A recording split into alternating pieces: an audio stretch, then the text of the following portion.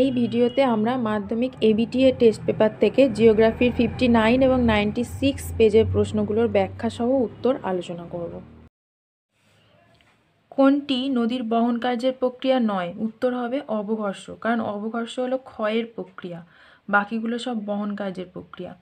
কোনটি মরুকরণে সহায়তা করে না? মরুকরণ হলো মরুভূমি আরও বৃদ্ধি পাবে বা প্রসার লাভ করবে। তো এখানে বৃক্ষরোপণ, একমাত্র বৃক্ষরোপণই পারে মরুভূমির প্রসারকে আটকাতে। এটা হচ্ছে মরুকরণে সহায়তা করে না, আটকে দেয়। হেটেরোস্ফিয়ার নিম্নতম স্তর, হেটেরোস্ফিয়ারের নিম্নতম স্তর হলো আণবিক নাইট্রোজেন স্তর, আর হেটেরোস্ফিয়ারের ঊর্ধ্বতম স্তরে ছিল হাইড্রোজেন। যে লেখচিত্রের উষ্ণতার নির্দেশক রেখাটি উত্তল, সেটি অবশ্যই যে গোলার্ধের হবে তা হলো উত্তর গোলার্ধ। আর যদি নির্দেশক রেখাটি অবতল হয় তাহলে সেটা হবে দক্ষিণ গোলার্ধ। বেঙ্গুয়েলা স্রোত দেখা যায় দক্ষিণ আটলান্টিক মহাসাগরে। চাঁদ ও পৃথিবীর মধ্যে সবচেয়ে কম দূরত্বের অবস্থান হলো পেরিজি, বেশি দূরত্ব হলে অ্যাপোজি। নিচের যে উৎস থেকে সাধারণ বর্জ্য উৎপাদন হয় না, সাধারণত বর্জ্য উৎপাদন হয় না সেটা হবে সৌর বিদ্যুৎ কেন্দ্র, বাকিগুলো সব থেকেই কিন্তু দূষিত বর্জ্য উৎপাদন হয়। কর্ডামম পর্বতের কাছে রয়েছে পালঘাট, কারণ কর্ডামম সবচেয়ে দক্ষিণের পর্বত, আর একদম দক্ষিণে যে গ্যাপটা রয়েছে সেটা হলো পালঘাট। নিচের যে শহরটিতে সমভাবাপন্ন জলবায়ু বিরাজ করে, সমভাবাপন্ন জলবায়ু বলতে সমুদ্রের কাছে, যেখানে না শীত না উষ্ণ, এরকম একটা জলবায়ু, তো সেটা হবে মুম্বাই। বাকি যে শহরগুলো দিয়েছে এগুলো কিন্তু মহাদেশের অনেকটা ভিতরে, এগুলো চরমভাবাপন্ন জলবায়ু দেখা যায়। তারপর ভারতের মৃত্তিকা সংরক্ষণে গৃহীত পদ্ধতি ফালি চাষ, বাকিগুলো সব মৃত্তিকা ক্ষয় করে। আমন ধানের বীজ বপন করা হয়। আমন ধান হচ্ছে বর্ষাকালের ধান, তো বর্ষাকাল মানে জুন জুলাইয়েই বপন করা হবে, কারণ তারপর জুলাই আগস্ট পুরোটা বর্ষাকাল থাকবে। বোকারো লোহা ইস্পাত কেন্দ্রে আকরিক লোহা আসে কিরিবুরু থেকে। এরপর আছে কোনো শহরের ন্যূনতম জনঘনত্ব প্রতি বর্গ কিমিতে 400 জন হয়। সূর্য সমলয় উপগ্রহগুলোর উচ্চতা 600 থেকে 800 কিলোমিটার হয়। এবার শুদ্ধ অশুদ্ধ। মহাদেশীয় হিমবাহে বাকসুন দেখা যায় না, এটা অশুদ্ধ। বাকসুন দেখা যাবে পার্বত্য হিমবাহ বা উপত্যকা হিমবাহে। লা নিনার প্রভাবে প্রশান্ত মহাসাগরের পূর্ব উপকূলে খরার সৃষ্টি হয়, এটা ঠিক, কারণ এল নিনো হলে প্রশান্ত মহাসাগরের পূর্ব উপকূল, মানে যেখানে দক্ষিণ আমেরিকার পেরু চিলি উপকূল আছে, এল নিনো হলে ওখানে বন্যা হয়, আর লা নিনায় ওখানে খরা হয়। অমাবস্যায় সমুদ্রের জল বাড়ে কিন্তু পূর্ণিমায় সমুদ্র জলতল একেবারে কমে যায়, এটা অশুদ্ধ, কারণ অমাবস্যায় এবং পূর্ণিমায় দুটো ঋতুতেই ভরা জোয়ার হয়, তবে অমাবস্যায় সমুদ্রের জল বেশি বাড়ে, আর পূর্ণিমাতে তুলনামূলক কম হলেও কমে যায় না। ঋতুভেদে যে বায়ু প্রবাহিত হয় পশ্চিমবঙ্গে তার নাম কালবৈশাখী, এটা ভুল, কারণ ঋতুভেদে মৌসুমি বায়ু প্রবাহিত হয়, কারণ গ্রীষ্মকালে দক্ষিণ পশ্চিম মৌসুমি বায়ু এবং শীতকালে উত্তর পূর্ব মৌসুমি বায়ু। বাবলা একটি জেরোফাইট উদ্ভিদ, এটা শুদ্ধ, কারণ বাবলা কাঁটা জাতীয় উদ্ভিদ, মরুভূমি অঞ্চলেও থাকে, তাই এটা জেরোফাইট উদ্ভিদ। বেঙ্গালুরুকে দক্ষিণ ভারতের ম্যানচেস্টার বলে, এটা অশুদ্ধ, দক্ষিণ ভারতের ম্যানচেস্টার হলো কোয়েম্বাটুর। দূর সংবেদন ব্যবস্থায় সবসময় সেন্সরের কাজ প্রধান, এটা শুদ্ধ। এরপর শূন্যস্থান পূরণ। শিলাময় মরুভূমির অন্য নাম হামাদা। নাতিশীতোষ্ণ মণ্ডলের গড় উষ্ণতা 0 ডিগ্রি থেকে 27 ডিগ্রি সেন্টিগ্রেডের মধ্যে হয়।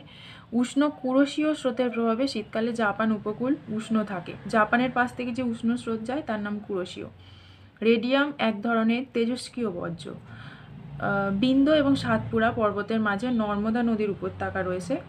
ভারতের দীর্ঘতম উপনদী যমুনা, যেটা গঙ্গার প্রধান উপনদী। উত্তর ভারতের নতুন পলিমাটিকে খাদার বলে, উত্তর ভারতে খাদারই বলে, পাঞ্জাবের যে নতুন পলিমাটি তাকে বেট বলে। এরপর একটি বা দুটি বাক্যে উত্তর। জমাটবদ্ধ তুষারকণাকে কি বলা হয়? ওটা হবে ফির্ন, ফয়স্টই দন্তের নয় রেপ, আর যেটা আলগা তুষারকণা তাকে নেভে বলে। কোন যন্ত্রের সাহায্যে বায়ুর গতিবেগ পরিমাপ করা হয়? সেটা হবে অ্যানিমোমিটার। জোয়ার ভাটার প্রধান কারণ তো চন্দ্র সূর্যের আকর্ষণ। একটি পারদ ঘটিত বর্জ্যের নাম আমরা বলতে পারি ভাঙা থার্মোমিটার, কারণ থার্মোমিটারে পারদ থাকে। মরুমৃত্তিকার আর এক নাম কি? সিরোজেম হবে। ভারতের একটি সংযোজন ভিত্তিক শিল্প। সংযোজন ভিত্তিক শিল্প তো মোটর গাড়ি শিল্পকে বলে। তো ডেট্রয়েটে রয়েছে গুরগাঁও, যেটা ভারতের বৃহত্তম মোটর গাড়ি শিল্পকেন্দ্র। তো এই নামগুলো আমরা বলতে পারি। এশিয়ার মধ্যে প্রথম কোন শহর কম্পিউটার ব্যবহার শুরু করে?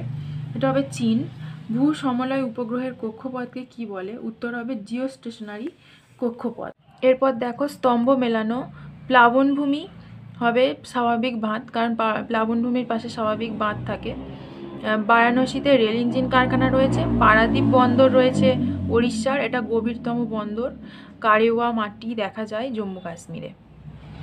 এরপর দেখো 96 পেজ। গতিবেগ দ্বিগুণ হলে নদীর বহন ক্ষমতা বৃদ্ধি পায় 64 গুণ। লবণযুক্ত শিলাস্তরের ওপর নদীর প্রধান যে ক্ষয় প্রক্রিয়া সেটি হলো দ্রবণ ক্ষয়। কোনটি জিওস্ট্রপিক বায়ুর উদাহরণ? সেটি হবে জেট বায়ু। যেটি অধঃক্ষেপণের রূপ নয় সেটি হলো কুয়াশা, কারণ কুয়াশা ভেসে বেড়ায়, মাটিতে এসে পড়ে না। বার্ষিক উষ্ণতার প্রসার সবচেয়ে কম থাকে নিরক্ষীয় জলবায়ু অঞ্চলে, কারণ এখানে গ্রীষ্মকাল এবং শীতকাল সবসময়ই 25 থেকে 27 ডিগ্রি টেম্পারেচার থাকে। ওই জন্য উষ্ণতার প্রসার মাত্র 2 থেকে 3 ডিগ্রি হয়। সমুদ্র স্রোত সৃষ্টি নির্ভর করে। প্রধান বললে, যদি বলে প্রধান সমুদ্র স্রোত সৃষ্টিতে প্রধান কারণ, তখন হবে বায়ুপ্রবাহ। আর বাকিগুলোও সমুদ্র স্রোত সৃষ্টির কারণ। পৃথিবী পরিক্রমণের জন্য যে গতি সৃষ্টি হয় তার জন্য সমুদ্র স্রোত সৃষ্টি হয়, এবং মগ্ন চড়াতে বাধা পেয়ে অনেক সময় একটি স্রোত থেকে 2-3টি স্রোতের উৎপত্তি হয়। ল্যান্ডফিল থেকে উৎপন্ন গ্যাস হলো মিথেন। শিবালিক পর্বতের পাদদেশীয় অঞ্চলে ক্ষুদ্র ক্ষুদ্র শিলাখণ্ড সঞ্চিত হয়ে যে সমভূমি গঠিত হয় তাকে ভাবর বলে। ভারতে সর্বাধিক জলসেচ করা হয় কূপ ও নলকূপ পদ্ধতিতে। উত্তর পশ্চিম ভারতে গ্রীষ্মকালে যে ধূলিঝড় দেখা যায় তা হলো আঁধি। ভারতে মৃত্তিকা সংরক্ষণে গৃহীত পদ্ধতি ফালি চাষ, বাকিগুলো তো মৃত্তিকা ক্ষয় হয়। সামুদ্রিক লবণাক্ত বাতাস প্রয়োজন হয় ইক্ষু চাষে। আর সামুদ্রিক লবণাক্ত বাতাস পেলে তবেই আখ সুমিষ্ট রসালো হয়। ভারতের একটি শুল্কমুক্ত বন্দর হলো কান্দালা। টোপোগ্রাফিক্যাল মানচিত্রের সমোন্নতি রেখা বাদামি রং দিয়ে দেখানো হয়। এরপর শুদ্ধ অশুদ্ধ। উষ্ণতা কমলে বায়ুর ঘনত্ব বাড়ে, এটা ঠিকই। বায়ু যত উষ্ণতা কমলে শীতল হয় ততই বায়ুর ঘনত্ব বাড়ে।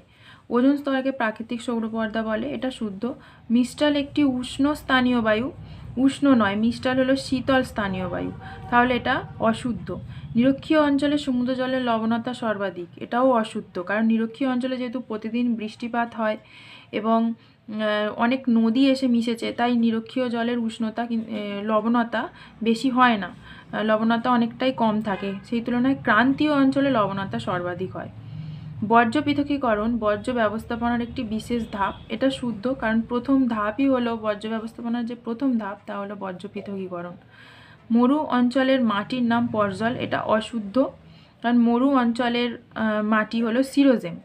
উপগ্রহ চিত্রে বিভিন্ন প্রতীকের সাহায্যে ভৌগোলিক বৈশিষ্ট্য বোঝানো হয়, এটা অশুদ্ধ, কারণ ভূ বৈচিত্র্য সূচক মানচিত্র বা টোপোগ্রাফিক্যাল যে ম্যাপ সেখানে বিভিন্ন প্রতীকের সাহায্যে বৈশিষ্ট্য বোঝানো হয়। উপগ্রহ চিত্রে শুধু কালার দিয়ে দেখানো হয়। এরপর শূন্যস্থান পূরণ। নদী গর্ভে অবঘর্ষ প্রক্রিয়ায় সৃষ্ট গর্তগুলোকে বলা হয় মন্থকূপ। হিমবাহ পৃষ্ঠে আড়াআড়ি আর সমান্তরাল ফাটল ক্রেভাস।